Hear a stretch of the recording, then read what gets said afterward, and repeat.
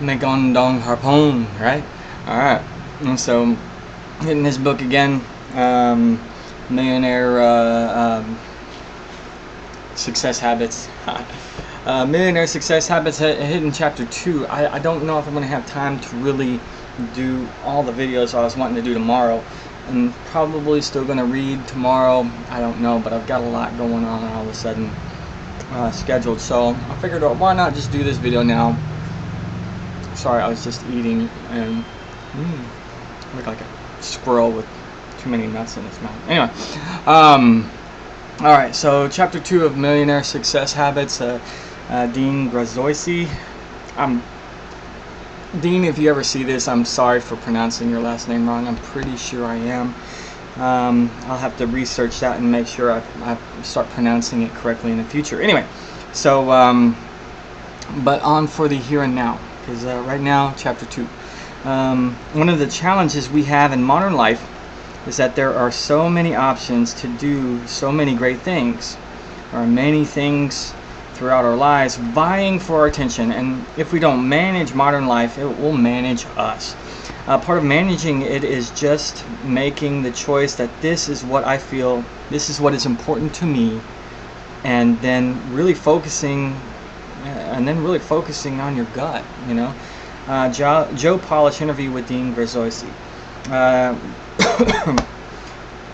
And so, you know, where the heck are you going in your life, that is? I mean, many people struggle with the seemingly obvious question: want to see the evidence of the struggle. During the week, ask 5 random people what they want to do, what they don't want out of life.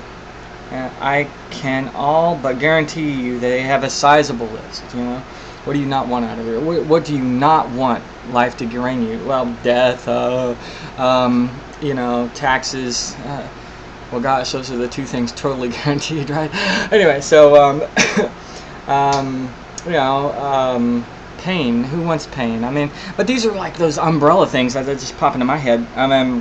Anyway, so it will be as if they metaphorically lick their fingers, clear their throats, as if they're about to make some life-altering announcement. Grab their figurative list and begin to enumerate the items on it. I don't want to keep the same income and job I have now. I don't want my spouse to nag me about money and time spent at home. Don't want to keep driving this same crappy car for another year. All the I do not wants may always flow out easily. So easily that sometimes they seem like they have been rehearsed, as if people are constantly thinking about them. And why is that? Well, it's because they are. So after you ask these people what they don't want out of life, and they're ticking off their 50th or 60th item, stop them abruptly, pause them for a second, and say, okay, I understand what you don't want out of life. Now let me ask you this: what do you want out of life? And here's where things get interesting. If you ask this question, you'll see the puzzlement followed by a creased brow. They're starting to think about what you've asked. The reactions will be polar opposite of the reactions they had when they asked what you don't want out of life. They'll respond, well gosh, that's a good question, or I'll have to think about that one. It's like they're saying, I'm in a fast car, I'm driving 100 miles, and I know for sure I don't want to go to Florida, Texas, or Arizona, but I'm not sure where I actually want to go. What happens then, you end up nowhere, you know, and that's very true. You know, a compass will always point north, you know, but, you know, when you have no direction in life, it's always going to point in some direction anyway, right? And the thing is, I don't know what I'm trying to say here, but I mean, it's like, you know, it's like, okay, if I don't have a direction for me, someone will. You know, that is very true. If I don't choose my path, if I don't choose the direction I walk in, something else will. You know, and you know, I have to have my goals. I have to have direction. I have to have faith in things, because if I don't, something else will dictate that. And so I have to be consciously aware of my focus, of where I'm going, and my direction. focused determination is what I'm starting to coin it as, and I'm pretty sure some other people have it. It's just a borrowed mentality, which is perfectly fine. So you end up, and so what happens then? You end up nowhere. You end up out of gas and unable to reach your destination because you only know where you don't want to go. Sounds pretty simple, right? Maybe you're saying, "Oh boy, Dean, is that the grand wisdom you have for me?" Actually, it's a huge part of it, but you have to wrap your head around what the wisdom really is. Once you understand it, you'll see why this may be the biggest reason you are holding yourself back from breaking through to the next level. So let me ask you a question. Do you know anyone who fits this description? Someone who has an easier time expressing what they don't want out of life than expressing what they do want. And I'm going to pause here and I'm going to say, yes, I know a number of people who, almost have like a less than a minimum wage job in America. The homeless, the low income or whatever. And they can tell you everything that's wrong with the world, but they can't seem to wrap around at the positivity of things that are happening in their life, and so they know what they don't like, but they have a hard time focusing on the good things that are going on around them. And it's the same idea. They know what they don't want, but when the opportunity comes for when they can do something they want, or something they can achieve, then all of a sudden it's just like, whoa, now, come on. And so someone who has an easier time expressing what they don't want out of life than expressing what they do want. Maybe a friend, a relative, or a spouse who goes through life this way. Maybe even someone a little closer to you, that someone you see when you look in the mirror after rolling out of bed each morning. You see what's crazy about today's society is that everybody is racing around with Ferrari brains, but no one has their GPS on. He's got a typo there. And here's the unfortunate truth for a society like this. It doesn't matter how fast you can go. It doesn't matter how much passion you have. It doesn't matter how much energy you put into something. If you don't have a vision and clarity on the destination you want to reach, you simply never get there. And that was actually, I seen something here recently. I think it was Arnold Schwarzenegger that said that, you got to have your goal. You got to have your end goal, but you also have to have the stuff in between it. So you have to know where you are and what your goal is, and then you have to have the plan and basically the process between. If you're going to reach the goal and you're here, you want to climb a mountain, you got to take some steps, friend. That's just duh, right? But yet somehow we all seem to struggle with that. We all seem to go, wait a cotton picking minute here. You mean I got, to be a billionaire, to be a millionaire, to be a multi-millionaire, but to be a billionaire, I got to do stuff? I mean, for real? Yeah. We have no magical genie to rub a lamp with. Although I was just... Anyway, I'm not going to get into that. The reason I call it a Ferrari Brain is because you can buy one, you can buy the most expensive Ferrari in the world and drive it as fast as you possibly can, but if you don't know where you're going, you'll get nowhere quickly. You'd rather drive a Ferrari off a cliff at 200 miles an hour or drive a Prius to the promised land. A Pinto with more duct tape than car. Anyway, whatever gets me there. Seriously, I don't care. In a moment, I'm going to share one of the most important millionaire success habits of them all. It's a habit that I have shared with my students over the past 20 plus years, and a habit I will share until I can't share it anymore. Look, I hope you read this entire book from cover to cover. Getting through this chapter alone will put you ahead of 98% of the world. The same 98% that is out there running on a treadmill wondering why they aren't getting anywhere,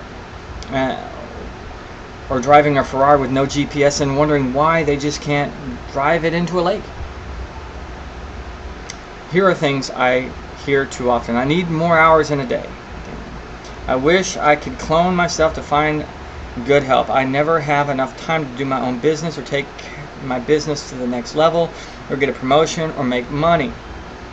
Most people think they need 36 hours in a day, when in reality they're just lacking a crystal clear vision of what they want out of their own business lives. Did Bill Gates or Mark Zuckerberg have 36 hours in a day on their path to success?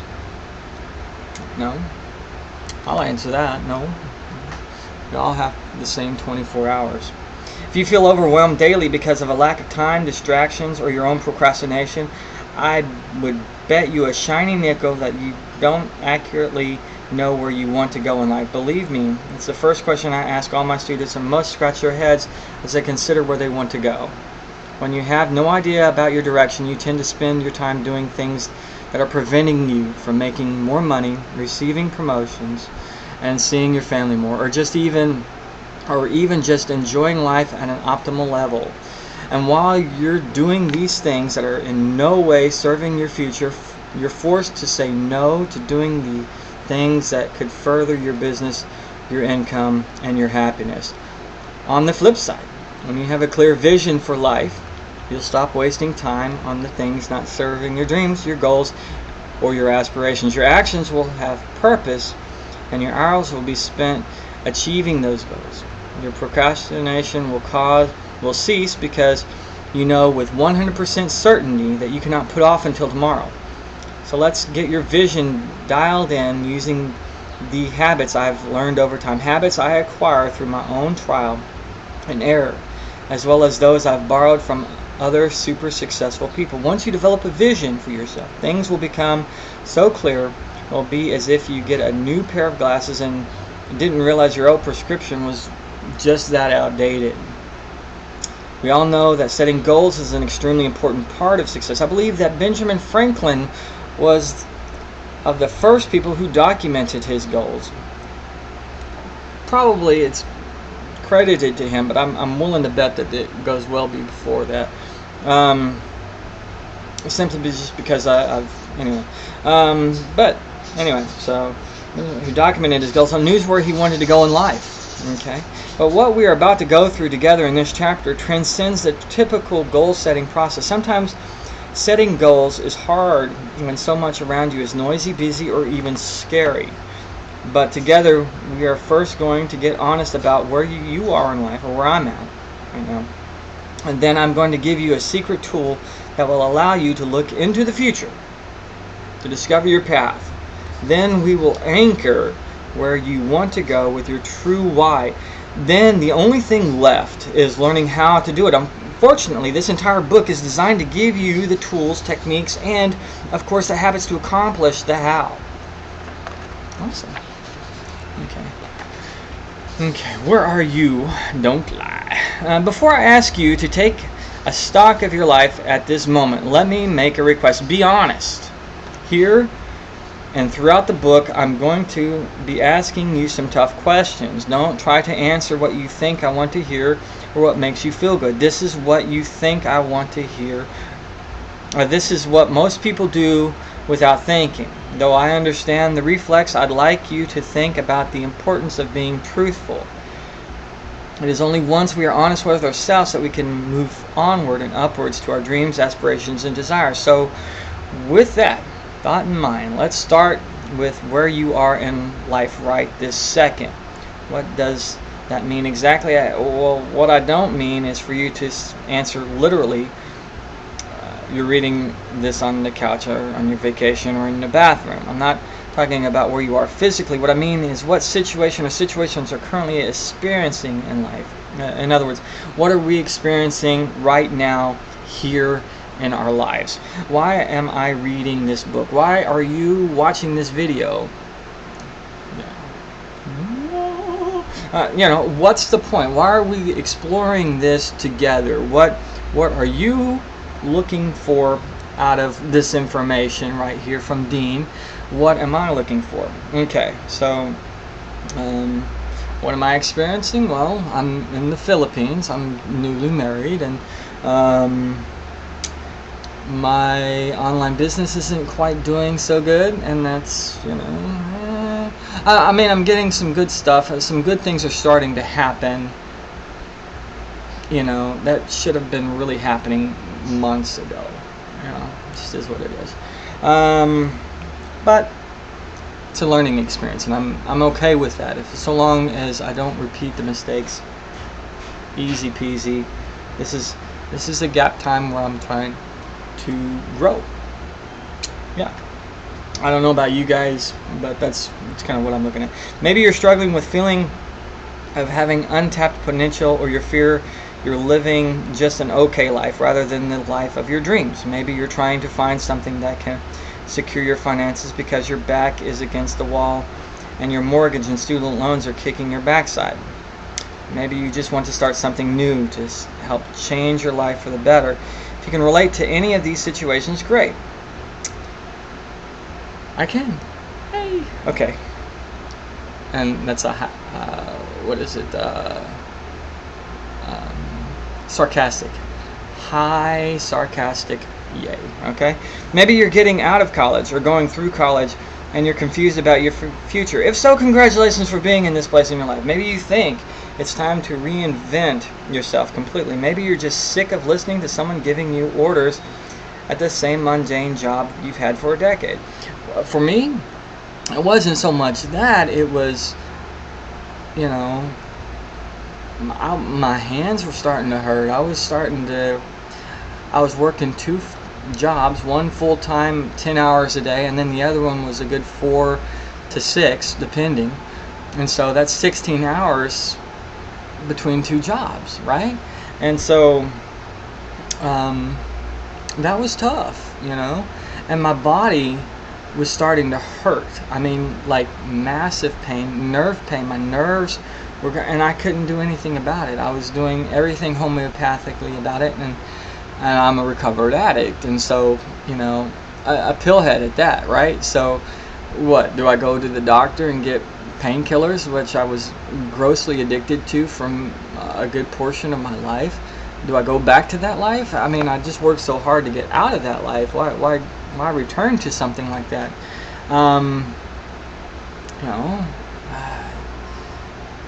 I've wanted to work the online business. I wanted to make that something amazing, and I felt like 16 hours a day, 5+ days a week, I wasn't ever going to get there. And my dream was that, I want to be able to provide abundance for my family, my ex-wife even, my parents. But I seemed to be sinking more and more into a hole, despite the fact that I was working literally to my death. I mean, like, I was literally working myself to death. I mean, to death. I'm not kidding. And so, I met this woman. I was like, okay, and we talked about it. We talked about me coming here and doing this. And I'm like, okay, if I talk to people about this, you're gonna think I'm crazy. But there's no other way. I mean, I'm sure there was, but I was like, this is an amazing opportunity. I can go and marry this amazing woman who supports me, who loves me dearly, and I love her dearly. And then I can focus on putting our life in a position to where we have abundance and we're able to give abundance to others. And I'm just like, that brings me a lot of joy. That there's a lot of fulfillment in that, and it's an unceasing fulfillment. And that's why I'm here. And so that's why I'm reading this book, because this is important. I've read about how millionaires, billionaires all read a massive amount every day, and I'm like sitting there thinking, man, I don't like reading. There's something wrong with that. There is something wrong with that, and so I got to change that habit. And so, what better way than to record myself reading and providing this information for you guys, which I've got what. Oh no, that's my other account. I have 2 followers. This one I don't have any. So This is just out there on the internet for nobody to look at. I mean, well, everybody can look at it, but you know what? Who cares? This isn't really so much for you guys as it is for my benefit. And so, because I gotta read, straight up. That's what it boils down to. Where the heck was I? All right, so. Oh, okay, yeah. If so, congratulations for being at this place in your life. Maybe you think it's time to reinvent yourself completely.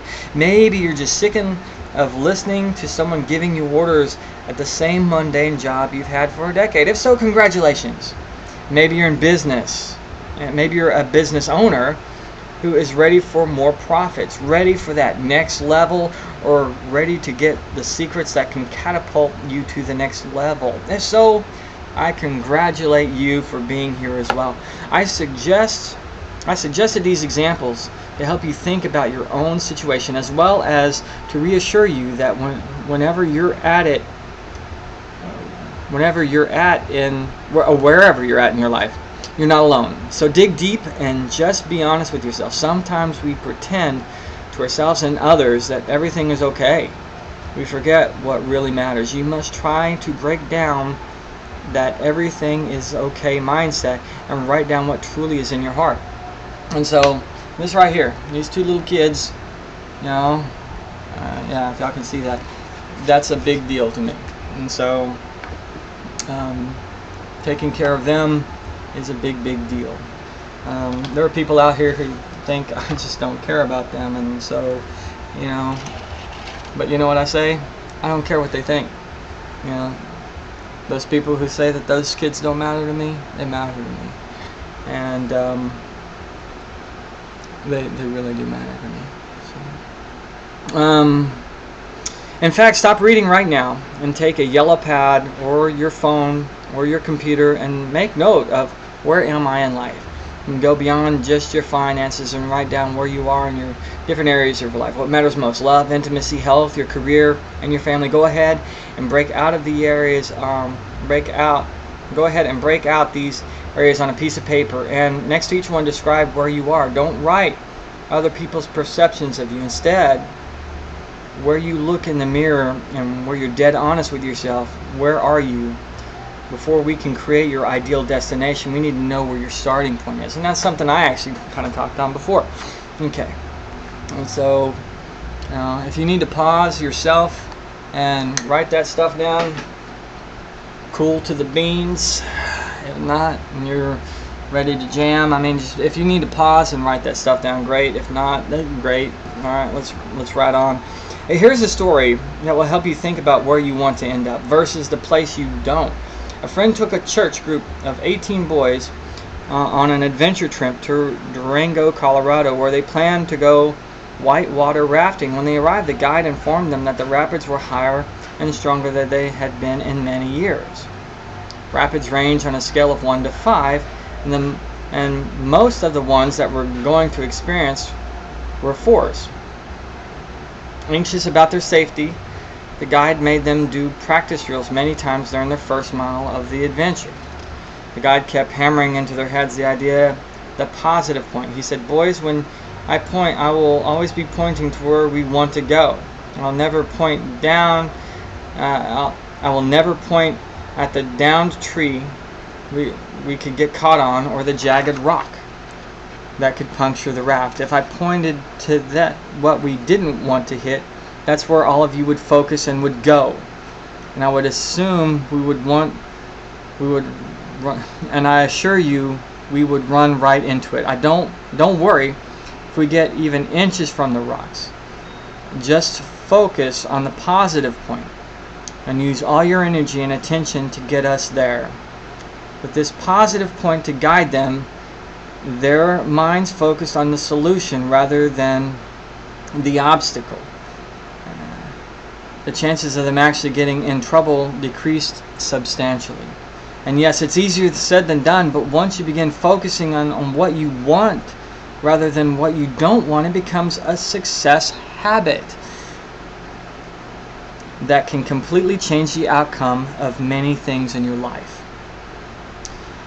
when this chapter's lesson becomes a part of you, you may look at the jagged rocks for a second and then something goes wrong, but then you immediately look for that clearing, the positive point. The more you practice this, the more likely you'll look only at the clearing when life puts you in a spin.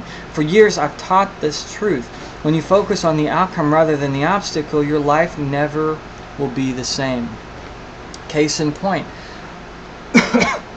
I was driving to Denton, Texas from Dallas. Actually, I was passing over Louisville Lake. I mean, and at this point, I was on the bridge, and it had shortened. It was shortening to 2 lanes many years ago, and I was actually driving my brother's car, and there was a big tanker truck right next to us. It was a nitrogen truck. And, you know, I just had my brothers check the tires earlier that day for some reason. I was like, what the heck do I ever do that for? I don't know. But and this particular day, this particular time, I did. And and so we're crossing over the bridge, getting to the other side. The car blows a tire, and it starts spinning. And so I'd already seen the nitrogen truck, you know, because I was actually passing it. And then the tire blows out, and then the car starts to spin. If I hit that nitrogen tanker, boom, no more me, you know, no more my ex-wife in this case too, because she was in the car. It would have been bad. It would have been ugly. It would have been, you know, something maybe on the newspaper. The way the world works today, who cares, right? But anyway, so knowing that was the case, I started focusing, okay, well, I need to get the car over into the shoulder. And so that's what I focused on. I focused on pulling out of the spin and getting the car over to the shoulder. I focused so much on the shoulder, I actually hit the median a little bit and bashed the one of the lights, I guess the passenger side, I'm not sure, but I mean, we almost hit the tanker. We got within like less than half a foot, I would assume. It was, I used to say inches, I don't know, but we got really freaking too close. You know, a foot is too much. It's too close. I mean, I don't want, you know, but yeah, how close do you really want to hit a tanker? I mean, you know, but anyway, that was the case in point. But my focus was completely and totally on getting the car over into the shoulder instead of hitting that tanker, and that's what happened. So, amen, right? So, so how do you think John Paul de Youre and the richest men and women in the world became so successful? We have a clear vision of where they wanted to go. By having a clear vision of where they wanted to go and taking actions towards that. Most of us want more out of life, but we aren't specific enough with our intentions, so we don't know how to get there. And that's why you may be sidetracked by phone calls and emails, and that's why you may feel disorganized, stressed, and overwhelmed. It's why you may have the feeling that America is just not the same as it used to be, and there is no opportunity for you to go to that next level. Completely false beliefs. There's more opportunity now than ever before. This might be one of the greatest times in history to get ahead of the curve. However, first and foremost, you must have the destination locked in and create the map you need to get to that next level of life. Once you find a truly crystal clear vision, things that once bugged you or slowed you down no longer have any power to stop you from achieving your goal. How do we know that goal setting is arguably the most important step to success, but let's be honest here. Sometimes setting goals the traditional way, by just looking forward a year or 2 years or even 5 years, is hard. Now, I'm going to pause there. I used to be really big into goal setting.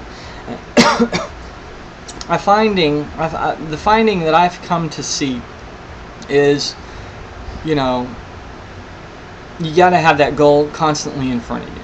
I mean, that has always done me well. Now, have I always been 100% on achieving those goals? No. No. No. So, but what I have found is that constantly reminding myself, okay, I've got this goal, I've got this race to run, as you could say. I have this destination that I believe I need to reach.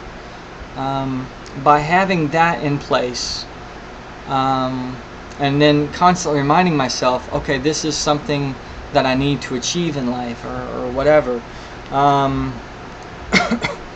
That, just creating the goal today and then coming back a year from now and going, oh gosh, I didn't achieve that. Well, no wonder. I was going to say something crude, but no wonder you didn't achieve it, because you didn't work toward it. You didn't remind yourself that you needed to work toward it. You didn't you didn't put that in the forefront of your mind and your conscious and your head.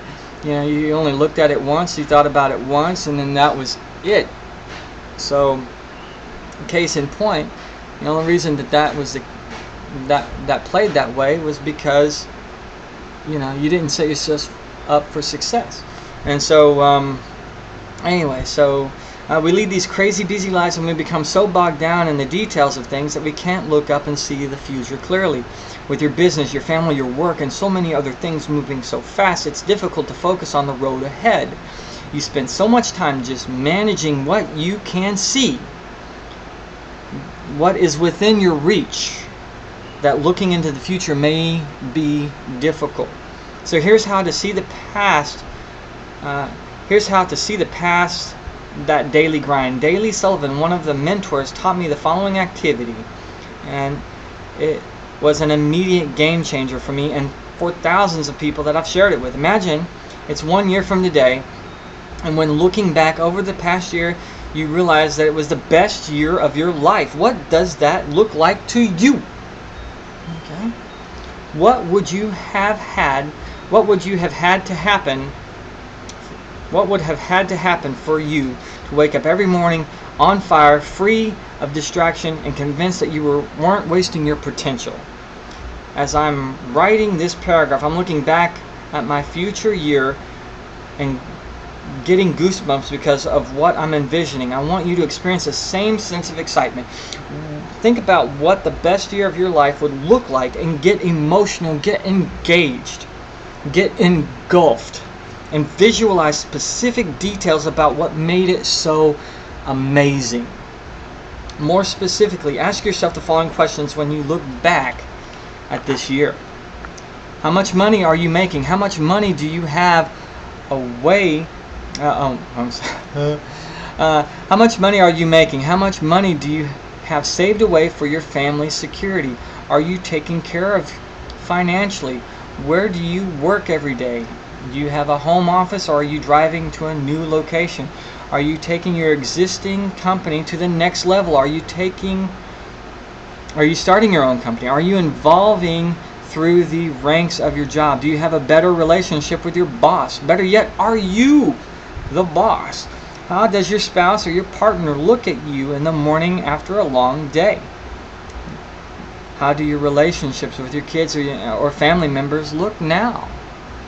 What exactly does your life look like when it's a year in the future and you look back and it was the best year ever? That's kind of, I think, yeah, okay. Feel those feelings with no restrictions and nothing holding you back from the raw emotions. Don't say, well, I could be in shape, but I'm too busy to work out. Well, I could be in shape, but I'm too busy to work out. Let's let me say that with some emotion, with some feeling.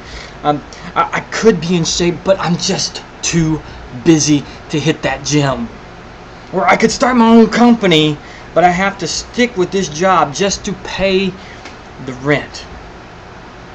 That sucks. All right.